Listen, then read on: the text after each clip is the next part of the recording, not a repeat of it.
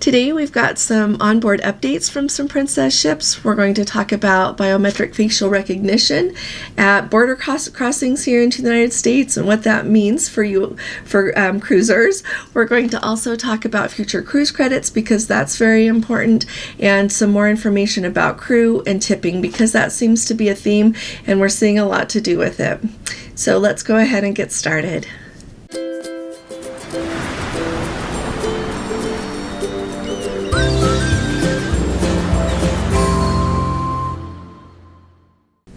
Hi there, this is Allison with Let's Go Travel Tips. Today is Saturday, it's November 26th of 2022, and I am really sorry that we are a little bit late around here. You probably noticed our videos for the last 2 days have been ones that we just already had ready to go, and both Gordon and I just did not feel good at all for a couple of days, and today we are feeling remarkably better. And so I am sorry that we're late, but I wanted to make sure and tell you all happy Thanksgiving and tell you how grateful I am for each and every one of you. You are remarkable. I appreciate so very much the wonderful support that you give Gordon and I and that you give each other. I'm grateful that you share tips and information and help with each other, both in the comments on our YouTube channel as well as on our Facebook group. And I am so grateful that you all tune in every day to watch my videos. That is no small thing to me. And I very much appreciate it, and I appreciate you being part of our amazing Let's Go family. I've said it before and I'll say it again. I would put you all up against anyone and you would come out on top. So thank you all very much. Now let's start with our onboard updates. We've got the Sapphire Princess, who right now is on a sailing round trip from Los Angeles to Hawaii, and she is on her way back. So yesterday, Friday, they had to miss their call in Hilo, Hawaii because of rough seas and high winds. It was just too much. And so our Let's Go family member let us know that they did receive a refund for all of their excursions. There was no glitch with that. That went just fine. And she did add that there was no extra onboard credit given. She didn't expect it. And I just want to add that though, because I think sometimes people think that if anything on your cruise doesn't go according to, if anything on your cruise doesn't go according to plan, you think somehow you ought to get some onboard credit for it. But I would like to think that we would all know that whether we're cruising or sailing the ocean any other way, that there is always the risk of weather.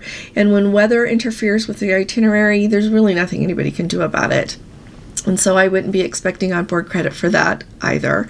So she told us that. She also said that on Thursday evening that they had an absolutely delicious Thanksgiving dinner in the main dining room. She said the crew tried to make it very special for everyone, and especially for those who were celebrating Thanksgiving Day that day, those passengers from the United States. And so I really appreciate her sharing that with us, and I'm glad that things are going so well on the Sapphire Princess. She did say that they not only missed Hilo, but they went ahead and started for home. So instead of having 5 sea days between Hawaii and Ensenada, they are now going to have 6.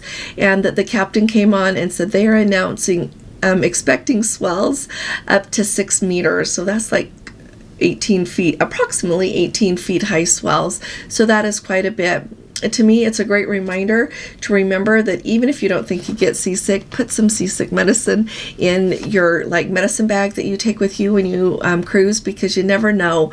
Gordon and I luckily have never gotten seasick, either one of us, but I still travel with that for us in case something ever changes. So to me, that's a great reminder for those of you, if you didn't already know that. Sometimes the seas can be very rough.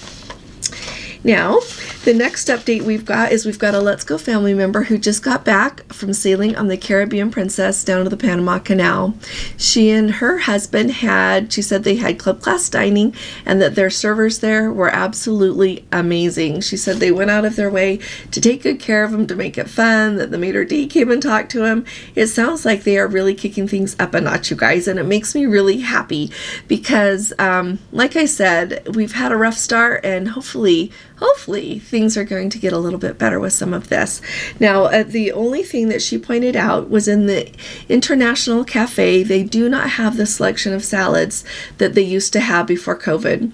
If you have not sailed on Princess before COVID, they used to have bowls of different kinds of salads in that case there in the International Café. And if you asked for some, they would just get a bowl and put in however much you would like. Now, the only other difference when I think of the International Café is I don't see as much quiche as we used to have. There used to be several different kinds of quiche, like I would say 3 or 4 every day to choose from, and I haven't seen quite that selection, and some days there's no quiche, but that's not a deal breaker, but just talking about what differences are.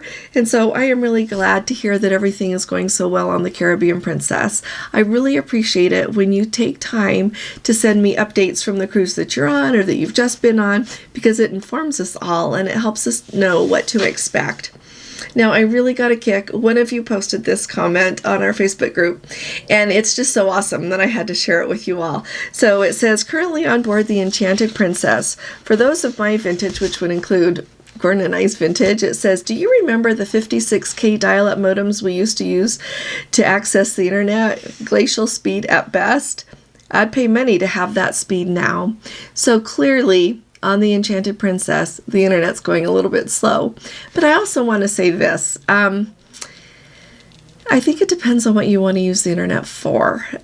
Often people who are just using it to check their emails every once in a while, maybe send the occasional text, I think sometimes that works really well. Sometimes when I was just on the Discovery Princess at the end of October, it was hard to send some emails. Sometimes my emails wouldn't send, so then I got behind on emails. But often it'll be good enough for that, but not good enough if you want to log into a website somewhere, and so hard if you want to upload a video. But even just some basic things that I would say, oh, I want to go to this website because I need to do something, whether it's for work or for travel, you just cannot do it. And so I just want to say that the internet overall is very, very slow. I was hoping for better when we just went on Royal Caribbean. No, it was even worse than it had been on Princess. And on Norwegian, it was a little bit better. And on Celebrity, it was a little bit better as well on the Beyond. So I'll let you know what it's like on the Celebrity Reflection in a few weeks.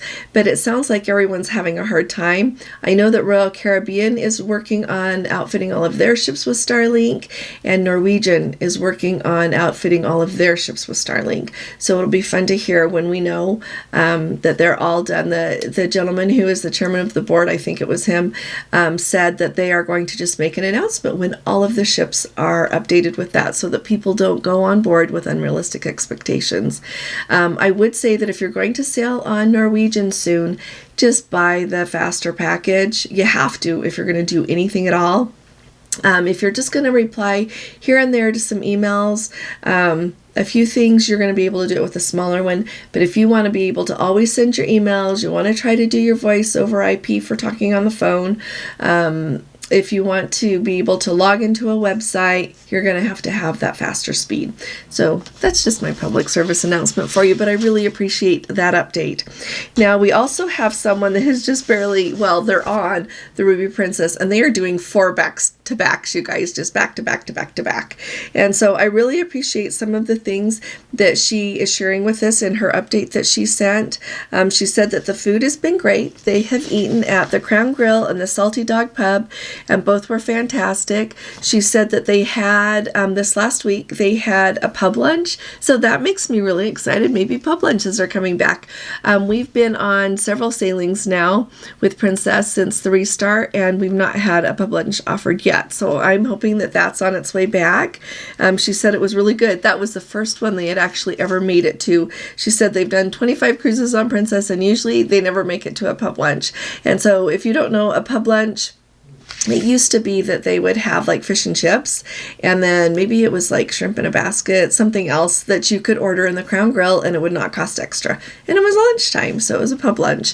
That's what it was before the shutdown. The last time we sailed was on the Coral Princess to Alaska. They did not have the fish and chips. They had like the little shrimp thing in a basket and something else. I can't remember what it was, but it was not the fish and chips, which I kind of missed. So it'll be fun to see what comes back.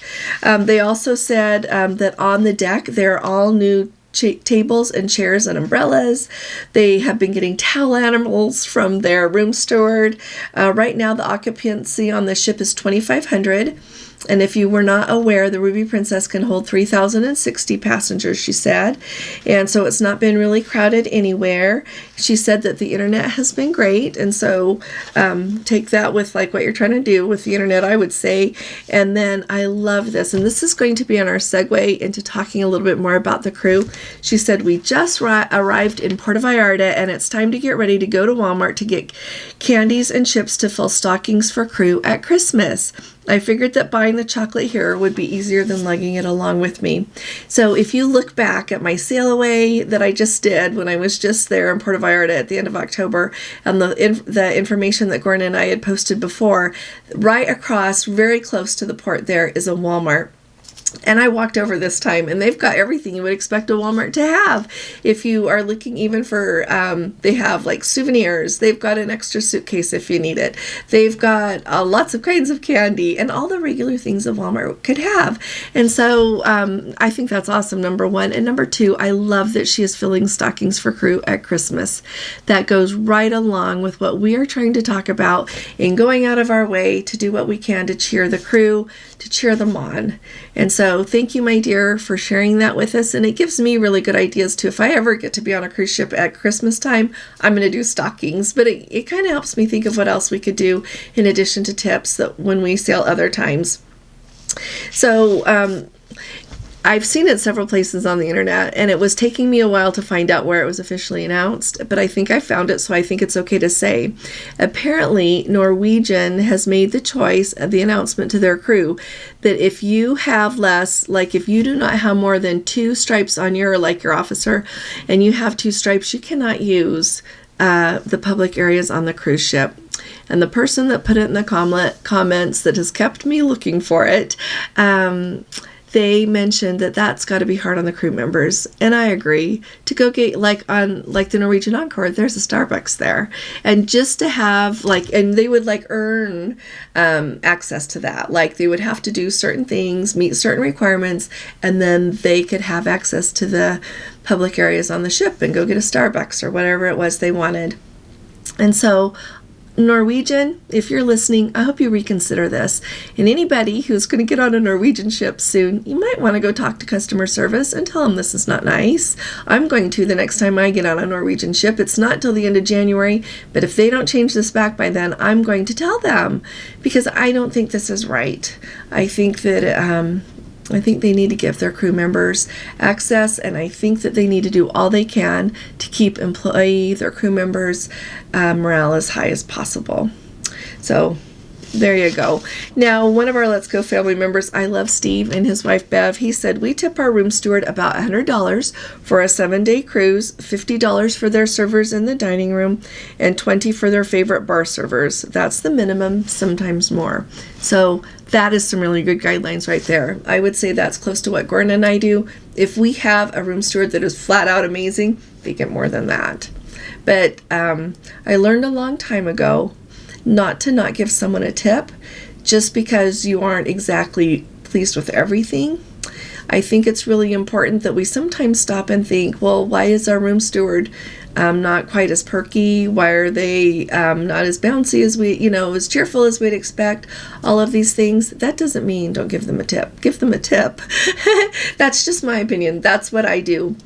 And then if I want to give more, I do. Another thing is some sweet Let's Go family members sent me a Facebook message and asked, they're coming from another country and they were wondering what we tip here in the United States. And so I never give less than $3 a bag. If you're going to take my bag, you get $3 per bag. And but also, if you get a porter and they get your bags in the terminal and they take you through customs and they take you out there and they help you get a car and then they put your luggage in the car, be way more generous than that. And so I'll just tell you, I never give less than $20 for that. I appreciate the help. And just a tip, if you didn't know this, if you have a porter in a terminal when you disembark a ship, they take you to a separate line and you pass a whole lot of people waiting in the line to get through customs. You just go through. Now, that kind of segues us into something else. So for a long time now, I have noticed that in Los Angeles and Fort Lauderdale and Miami, they had it this time when Gordon and I were just going out of cruises there, on cruises out of Miami, they have got this biometric facial recognition. The really nice thing about it is when you disembark the ship, you've already got your luggage or you're with the porter and you're trying to go through, reminds me of something else to tell you about a porter, but you're trying to do this, you don't have to have your passport out anymore. They take your picture and it takes a second to process it and then it lets you go. Like when we were just disembarking Norwegian, they had it right there on the ship so that when you got off and you were in the terminal, you just went from there. And so I think this is wonderful. Princess and the Border Patrol just announced that they are going to be starting that in San Diego. So I think that's going to be just amazing to help everyone out and have just a little bit less to carry in your hands all at the same time. And I think it's more secure, right? Because it's easier to duplicate a passport than it is to duplicate the image that takes when they do it that way. So I like the security that's associated with it as well. Finally, I do want to tell you this. I need to tell you the whole story about disembarkation on Norwegian, and I'll do that another day this week now that we're feeling better. But we got in the terminal, it's pouring down rain outside, and we have our luggage. It's really easy to see because it's like only ours and somebody else's were left. And so we said, is there still a porter around? And they said, yes. So this guy, bless him, comes running. And you know what? In Miami, I'm just telling you this. If you get a porter there, they put all of your luggage on a cart, even if you think it's too much, okay? And they roll you like 2 big suitcases, both of our carry-ons, no big deal. And so then they roll you out, and I don't know how they do it, but they just wiggle you up there so you were right at the curb. They don't cut in a line. They just know how to do what they're doing. So that's really nice as well. They don't dump you with your luggage like 10 people deep trying to think you're going to wiggle your way up there and to wait for your Uber, grab a taxi, whatever it is you're doing. So they do provide amazing service. So I wanted to add that. And if you haven't sailed out of there before, just be aware of that when you do get to go. This is also the other thing that I think is so important for us to talk about right now, future cruise credits. We have talked about Princess and Future Cruise credits before. They keep not extending the dates. I spoke with a Let's Go family member this week that they were actually able to get a little bit of theirs, like the bonus portion, extended because they need to have a handicap accessible cabin to sail, and none were available on any of their ships when they could go, like reasonably go, up through the deadline of when they were going to expire, so they got them extended just a little bit. That is about all I've heard about people getting their future cruise credits extended. It is very rare that Princess will do that, and I know people that have pled, begged, and have lost money because they were not able to go on a sailing by the date that had been assigned. So our Let's Go family member down in Australia put in the comments about this is a really big deal for them because they have such a limited number of cruises to select from down there. It's not like you're trying to select something out of in the summertime in Europe or here in the United States. They have such fewer ships sailing, and it was going to be really hard, if not impossible, for them to use their future cruise credits. And so everybody keep an eye on your future cruise credits. I don't know what's going on with them. I looked at my account in preparation for this, and they had originally applied the rest of our future cruise credits. I hadn't been able to get them to apply them for an airplane ticket to fly at the end of October. And so I've lost some because they weren't able to do that, like their customer service can't manage it, and you cannot do it online. You have to ask for that. And then the other thing is we had some that we could apply to our Norway cruise coming up in October of 2023, that would meet the requirements. They've taken them off that sailing now, and they're sitting there again, telling me that they expire before we have a cruise booked. So I'm going to have to call them and see what's going on. So log in to yourprincess.com account and look at your future cruise credits so you can see what's left, what dates they've got attached to that, so that you can hopefully do your best to not lose money. I really wish that they would join the rest of the cruise industry and extend those indefinitely. I think this is ridiculous. You want to give people, you don't want them to lose the money that they entrusted to you during a time that you were really glad that they trusted you. These cruise credits are from during COVID, when cruise lines had to keep canceling cruise after cruise after cruise, and you gave them your confidence by leaving your money with them. And I don't think that it's being adequately rewarded. Now, let's see. I think that's all for today. I think you're wonderful. If you have figured anything out, any other tips or tricks to share about the future cruise credits, please do put them below. If you've been able to get an extension and figured out a loophole, some way to do it, please do put that in the comments. If you've got anything else to share, I'd love to hear from you in the comments. I love to read the comments. Y'all make me really happy. And if you ask a question, I'm delighted to answer it. I do know that one of you asked about how you book a Princess Easy Air flight. So yesterday we got my Mac all set up so that I could record the screen while I showed you how to do it and talk about everything to do with it. And the internet on princess.com was too slow.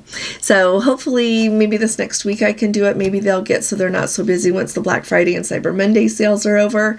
And I know what else, the other thing I wanted to hear about with the Black Friday sale and the Cyber Monday, like put below what cruises you have purchased, where you're thinking of going next, what's on your bucket list. The other day I heard a quote that said, don't trade gifts, trade bucket lists. So share where you want to go with a family member. Maybe they'll share with you.